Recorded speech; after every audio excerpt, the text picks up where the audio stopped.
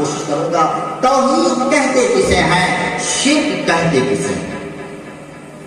حضرات گرامی، یہ اتنا بڑا موضوع ہے کہ قرآن مقدس کی کوئی سورت توحید کے ذکر سے خالی نہیں ہے، قرآن مقدس کی کوئی پارہ توحید کے ذکر سے خالی نہیں ہے۔ اللہ سبحانہ و تعالیٰ کے پیارے پیغمبر 13 سال تک جو ہے کوڑے کرکٹ ان کے اوپر ڈالے گئے، پتھر مارے گئے، گالیاں اور اذیتیں ان کو سہنی پڑی، الزامات لگائے گئے، لیکن 13 سال تک مسلسل یہی دعوت دیتے رہے، توحید کو سمجھاتے رہے اور توحید کے فضائل کو بیان کرتے رہے اور شرک سے لوگوں کو منع کرتے رہے۔ اللہ کے نبی صلی اللہ علیہ وسلم جو ہے اس کا اجر و ثواب جنت کی شکل میں اور شرک کا انجام جہنم کی شکل میں لوگوں کو سمجھاتے اور بتاتے رہے۔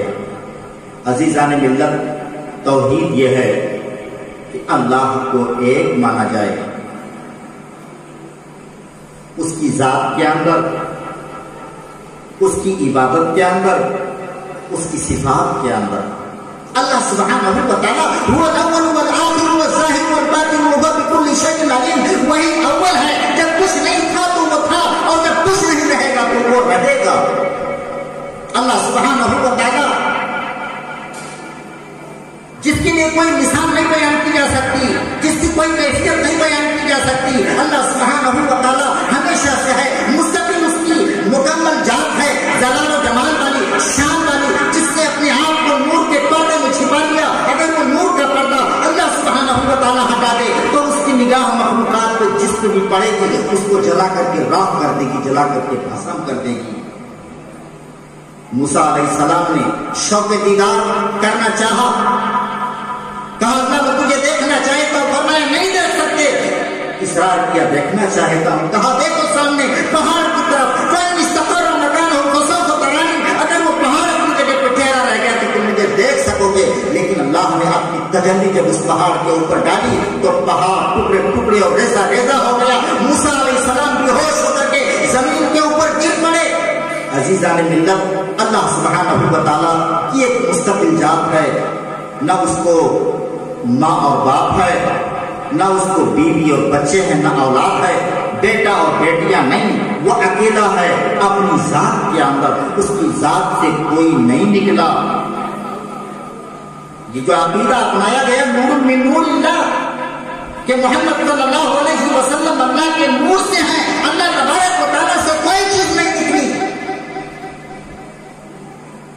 پیارے نبی صلی اللہ علیہ وسلم بیوی آمنہ کے بطن سے پیدا ہوئے، حضرت عبداللہ کے پشت سے نکلے، رحم مادر کے اندر اللہ سبحانہ و تعالیٰ نے ان کی تخلیق کی اور اپنے ماں، اپنی چچا، اپنے دادا ان کے گودوں میں پلتے رہے، پرورش پاتے رہے۔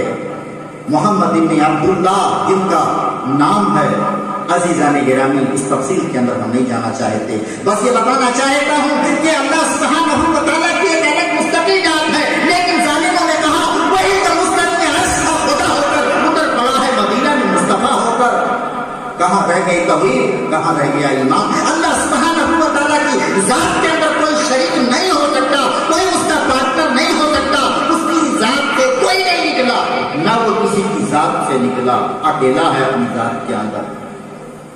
یہودیوں نے کہا عزیر علیہ السلام اللہ کے بیٹے، عیسائیوں نے کہا عیسیٰ علیہ السلام اللہ کے بیٹے، مکہ کے مشرکوں نے کہا کہ فرشتے اللہ کی بیٹیاں۔ یہ بہت بڑا بہتان تھا اللہ کے اوپر، یہ بہت بڑا الزام تھا، یہ تمام شرک میں سب سے بڑا شرک ہے۔ شرک کے جتنی اقسام ہو سکتی ہیں سب سے بڑا شرک ہے، یہ اتنا بڑا شرک ہے، یہ اتنا بڑا گندا اور بڑا گناہ ہے کہ گویا کہ جو ہے اتنا خطرناک ہے کہ زمین پھٹ جائے۔ عزیزان ملت، اللہ سبحانہ و تعالیٰ اس کی عبادت کے اندر کوئی شریک نہیں۔ عبادت کی جتنی بھی قسمیں ہیں وہ صرف اللہ کے لیے ہیں۔ یہ سجدہ، ماتھا جھکتا ہے سجدے میں تو صرف اللہ رب العالمین کے سامنے جھکے گا، یہ عبادت ہے۔